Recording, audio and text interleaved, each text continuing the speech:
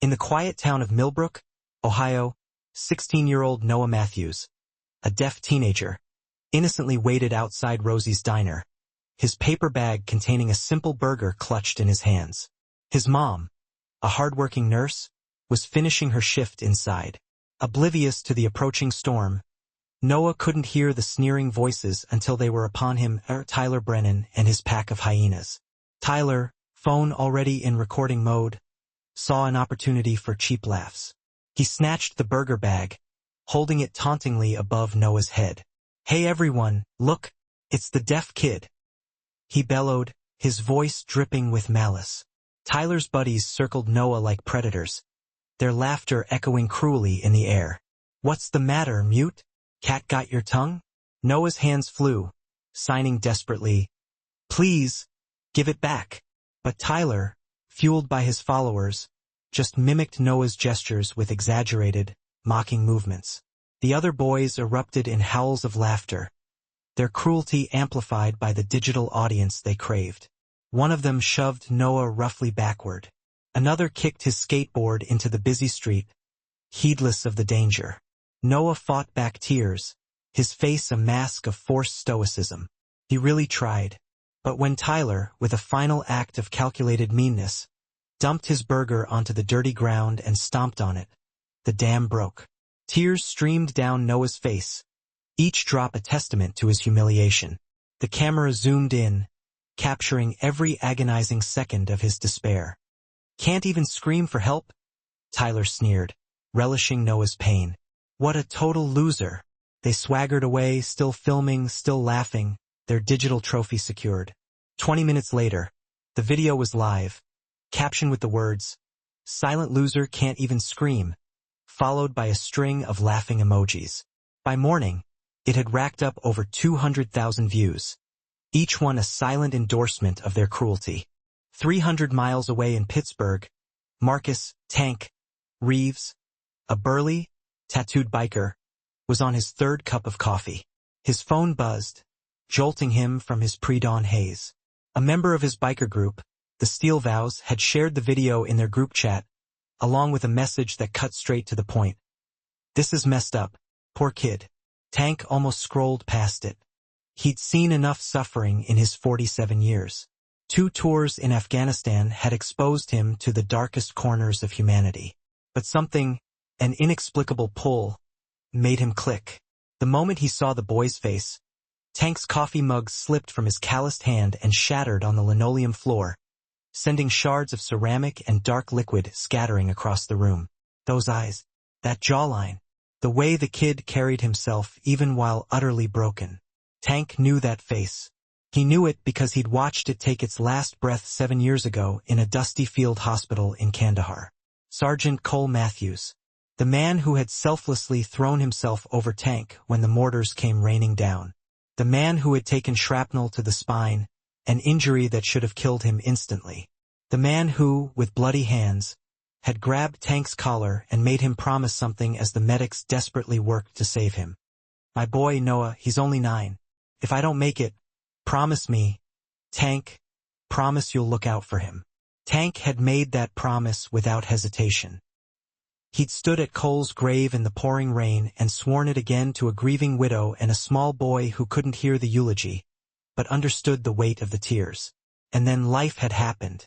Tank moved to Pittsburgh, hoping to outrun the ghosts of war. He tried to drown his nightmares in whiskey and lost himself in the roar of motorcycle engines and the solace of the open road. He'd sent cards at Christmas, called Sarah a few times, but eventually the calls went unanswered, and Tank had convinced himself that the family had moved on, started a new life. Now, Cole's son was sobbing on the internet, a target of teenage cruelty, while the world watched and mocked. Tank's hands were shaking as he opened his laptop and typed Millbrook, Ohio into the search bar. Then, he opened his contacts and sent a message to every member of the Steel Vows. "Brothers, I need you. It's time to ride." And then, a second message. "Bring everyone you know." Within an hour, 40 bikers from 3 states had responded. "We're coming." 2 days later, Tank's Harley roared into Millbrook, followed by 5 members of the Steel Vows. The small town felt claustrophobic, the air thick with judgmental stares and whispered gossip. He found the Matthews house easily, the same modest ranch-style home he'd visited 7 years ago for Cole's funeral. Only now, it looked worn, the paint peeling, the garden overgrown with weeds, mirroring the pain inside. Sarah Matthews opened the door, her face etched with exhaustion, dark circles under her eyes. She was dressed in her nursing scrubs, a stark reminder of the sacrifices she made every day. She stared at Tank for a long, silent moment before recognition flickered across her face. "Tank." Her voice was a mere whisper, cracking with emotion. "Marcus Reeves," he replied, his voice rough but gentle. "Yes, ma'am. I came about Noah." Sarah's eyes welled with tears. She pulled him inside quickly, glancing nervously at the street. "He won't leave his room, won't eat. The school says he can come back, but he refuses. I don't know what to do anymore." "I saw the video," Tank said quietly, his gaze filled with sorrow. "I'm so sorry I wasn't here sooner."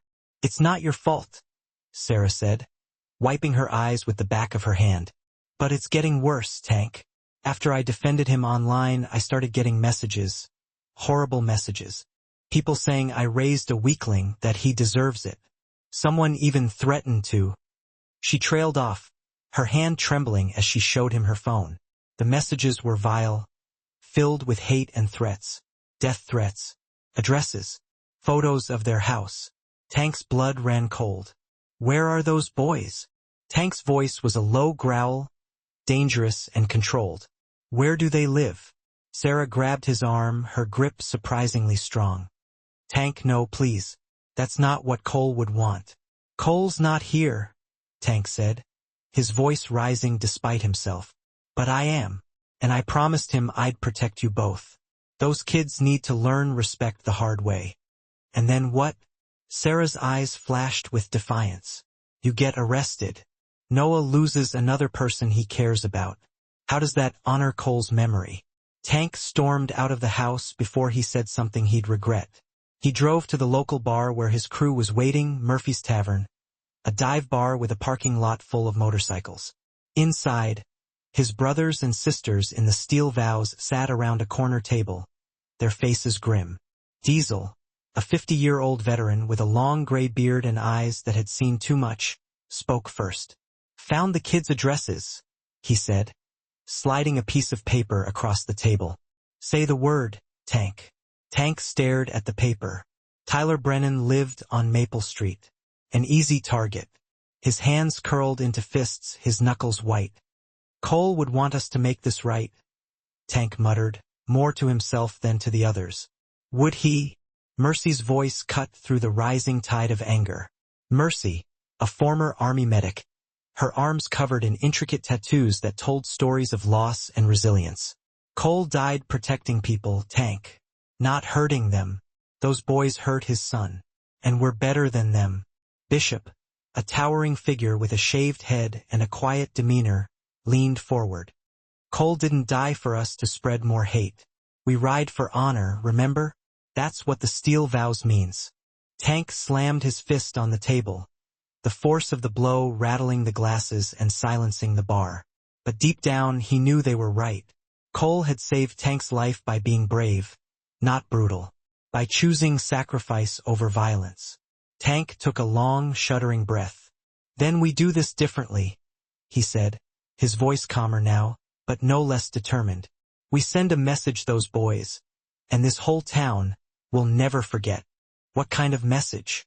Snake asked, his eyes narrowed, his hand instinctively reaching for the knife strapped to his thigh. Tank looked at his brothers and sisters, a plan forming in his mind, a plan that honored Cole's memory and protected his son. "We show them what real strength looks like," he said. "We ride." The message spread like wildfire across biker communities in Pennsylvania, Ohio, and West Virginia. Ride for respect. No more silence. Saturday, Millbrook, Ohio. For a fallen soldier's son. Tank posted Noah's story online, carefully omitting the video, explaining how his father had died a hero, how his son deserved better, how one act of kindness could change a life. Within 3 days, 40 bikers confirmed they were coming. Veterans, teachers, parents, firefighters, people who'd been bullied themselves, people who'd lost someone to war. All of them riding for a 16-year-old boy they'd never met. Millbrook erupted in panic. The town's Facebook page exploded with fear and speculation. 40 bikers coming to our town. Lock your doors. The police chief called an emergency meeting. Tyler Brennan's father hired a lawyer. News vans from Columbus and Cleveland arrived, cameras poised, ready to capture the impending violence. What if they hurt someone? Sarah asked Tank on Friday night, her voice shaking with anxiety. We won't, Tank promised, his eyes filled with sincerity. We're just going to show Noah he's not alone. But even Tank felt a knot of unease in his stomach. 40 motorcycles. One small town. So many ways this could go wrong. Saturday morning arrived cold and gray, the sky heavy with the threat of rain. Noah sat on his porch, his mom beside him, her arm wrapped protectively around his shoulders. In the distance, a low rumble began, a sound that grew steadily louder, closer. First it sounded like thunder. Then, it transformed into something else entirely, something powerful and undeniable. The ground itself seemed to vibrate. 40 motorcycles rolled down Main Street in a perfect, synchronized line, their chrome gleaming in the overcast light. People poured out of their houses, lining the streets, their faces a mixture of fear and curiosity. Police cars followed at a respectful distance, their sirens silent. News cameras filmed everything, capturing the unfolding drama. Tyler Brennan watched from his bedroom window, his face pale and drawn. The bikers didn't speed. They didn't rev their engines aggressively. They rode with quiet dignity, American flags snapping in the wind, moving like a steel river through the heart of the small town. They stopped at Rosie's Diner, the exact spot where Noah had been humiliated, the scene of his digital crucifixion.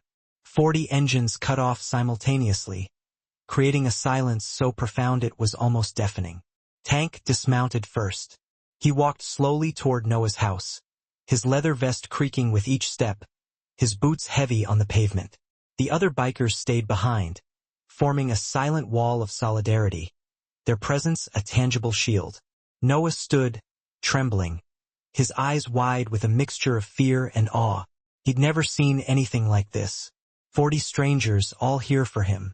Tank stopped 3 feet away from Noah and slowly knelt on one knee, a gesture of respect and humility. From inside his vest, he pulled out a set of dog tags, worn, scratched, stained with the sand of a distant desert battlefield. Cole Matthews dog tags. Tank had carried them for 7 years, unable to let go of the man who had saved his life. He placed them gently in Noah's palm and spoke, knowing the boy would read his lips. Your dad rides with us today. He's always with you, and you're never alone again. Noah's eyes filled with tears, but this time they weren't from pain or humiliation. These were tears of gratitude, of acceptance, of hope. His hands moved, signing something Tank didn't fully understand. But Sarah translated, her own voice breaking with emotion. He says, "Thank you for remembering him." Behind them, the 40 bikers raised their fists in a silent salute, a powerful gesture of respect and solidarity. The town watched, cameras rolling, as something profound shifted in Millbrook that morning, a moment when strength didn't roar, but whispered. The silence lasted only seconds before a wave of movement rippled through the crowd. Tyler Brennan's mother pushed through first, dragging her son by his arm. His father followed close behind, his face red with shame. Behind them came the other boys and their parents, all looking like they'd rather be anywhere else in the world. Mrs. Brennan stopped in front of Noah, tears streaming down her face. "I'm so sorry," she said, her voice cracking with remorse. "We raised him better than this." "We thought we did," Mr. Brennan added, his voice barely audible. Tyler stood frozen, staring at the ground, unable to meet Noah's gaze. The cocky quarterback was gone. In his place stood a terrified 16-year-old who was just beginning to realize the weight of his actions. Tank stepped forward, his massive frame blocking the boy's escape. "Look at him," Tank said quietly, but with steel in his voice. "Look at what you did." Tyler's eyes finally lifted to Noah's face. He saw not weakness, but resilience. He saw not a loser, but a human being. "I'm sorry," Tyler whispered, his voice breaking with genuine regret. "I'm really sorry. I deleted the video. I told everyone who shared it to take it down. I didn't know. I didn't know about your dad. I didn't know about any of it." Noah's hands moved slowly, signing a message of forgiveness and understanding. Sarah translated. He says, "You didn't need to know. You just needed to be kind." The simplicity of it hit Tyler like a physical blow. He nodded, wiping his eyes with the back of his hand, and walked away with his head down, the weight of his actions heavy on his shoulders. But then came the surprise. George Rise, the owner of Rosie's Diner, stepped forward. He was a heavy-set man in his 60s who had ignored the bullying that night, pretended not to see it happening in his parking lot. He had chosen silence over action. "I was wrong," George said, his voice trembling with emotion. "I saw what happened that night, and I did nothing. I told myself it wasn't my business. But silence is just another form of cruelty." He turned to Noah, his eyes filled with remorse. "I want to make it right. I'm starting a deaf awareness fund. Every month, 10% of my profits will go to ASL programs in schools. And you," he pointed to Noah, "you eat free at my diner for life." The crowd murmured in approval, their faces softening with empathy. News vans captured everything, broadcasting the scene to the world. By evening, the headlines had shifted, replacing the fear and outrage with stories of hope and redemption. 40 bikers turn cruelty into courage. Small town learns what true strength means.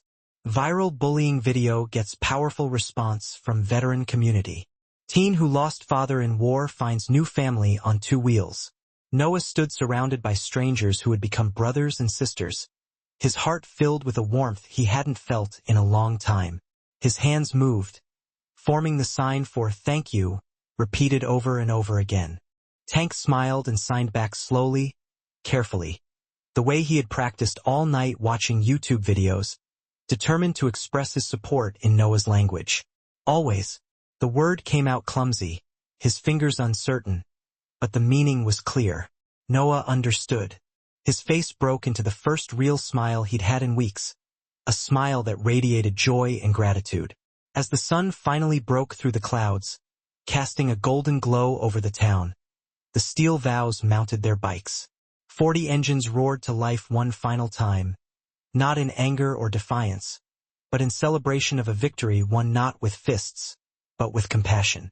They rode off together, leaving behind a town that had learned a valuable lesson. Real strength doesn't come from fists or fear. It comes from showing up for those who can't fight alone. And it always keeps its promises.